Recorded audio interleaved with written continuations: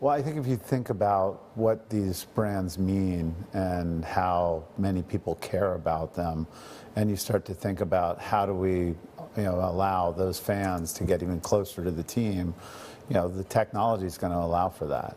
Right, so if you go back and think about the evolution of the revenue model of a team, right, it was first about selling tickets, right? Then it was about selling tickets and food. Then it was about selling tickets and merchandise. Then it became, selling tickets, merchandise, and radio.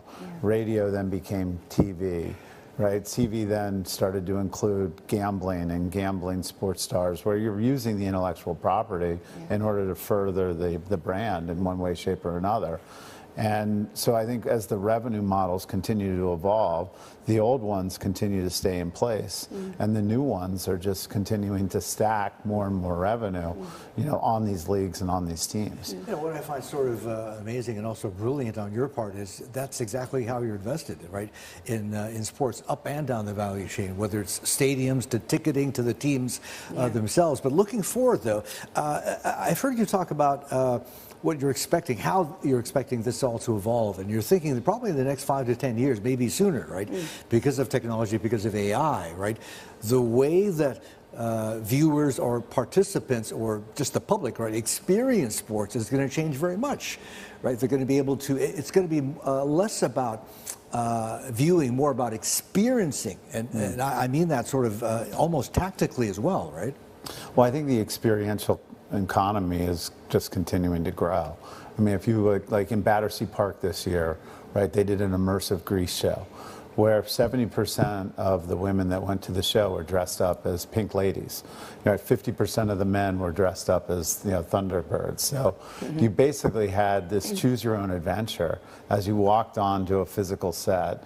You could get up and dance with the actors. You could dance with the band. You could go have your dinner at the Frosty Palace. And so I think these interactive experiences, and there's AR, VR as well, right? 100%. Yeah. Right. So the ability to feel something different, right? I mean, Team Labs is doing such a good job as they continue to build out these immersive experiences, and you've got, the Aya and the House of Hype and all these places that, are really adding to the experience. And you think about blending those elements with intellectual property, whether you're at a sporting event or you're at, a Grease immersive show. This is where this is all headed. Talk to us about your media bets. A24 are garnering a lot of attentions, and it's really blending sort of, traditional publishing with film production. What kind of metrics are you using to look at some of these undervalued media assets right now? Well, I think when we look at metrics, right, we're looking at, a lot has to do with the size of the brand. Right, and what brand are we, acquiring, and how do we think about where that brand can go?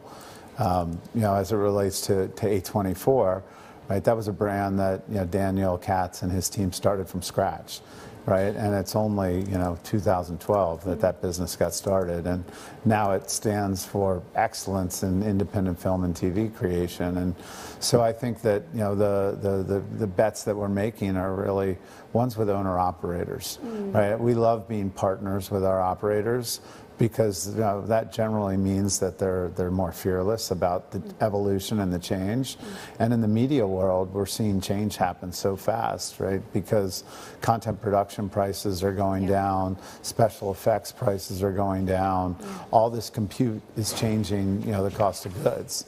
And if it's changing the cost of goods, then you start to wonder, like, who's still relevant, right? And if you're not in the business of creating intellectual property, if you're not in the business of having a relationship with a consumer or a subscriber, right? Are you in no man's land if you're a middleman?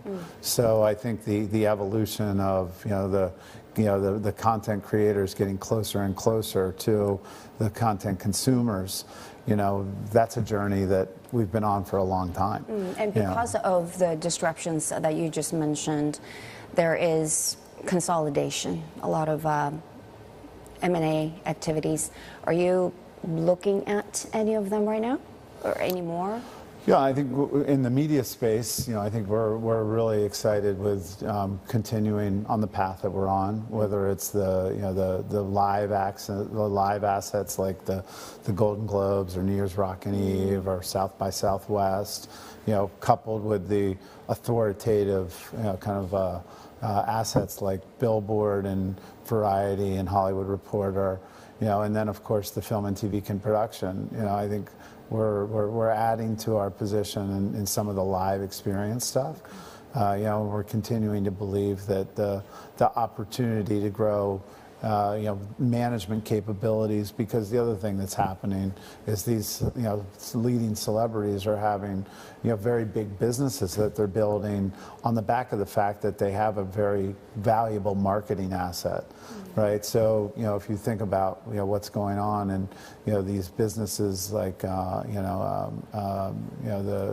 Bieber's wife just sold to Elf, right? She did an amazing job coming up with a company, growing it and then monetizing it. And what they have, at their an asset is that they have this massive following, and that following is really marketing value that you can put kind of dollars and cents around as you think about how are you going to build stuff. Indeed, yes.